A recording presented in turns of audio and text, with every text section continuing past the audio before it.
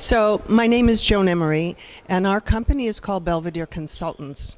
And there's a little saying that says, if you want to get to where you want to go in life, you need to be very clear about where you are. And this little mistake that I made really allowed me to see clearly that I wasn't telling the truth about where I was.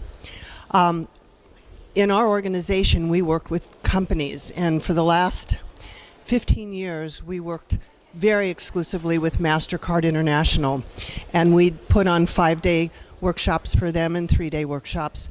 And in one of these workshops in the beginning, we had what was called a first, who was the first chair who conducted, a second, and a third.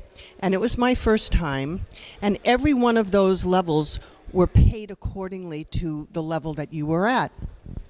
Well, I was the third, and at the end I sat down with the man who was our first, and I said, can't you just tell them that I'm a really good second? And he looked me in the eye, and he said to me, if I were to tell them that you were a good second, I would be lying, and you would be spending the rest of the year trying to prove to everybody that you were a second. He said, you're a very good third. And he said, and you can work your way to being a second.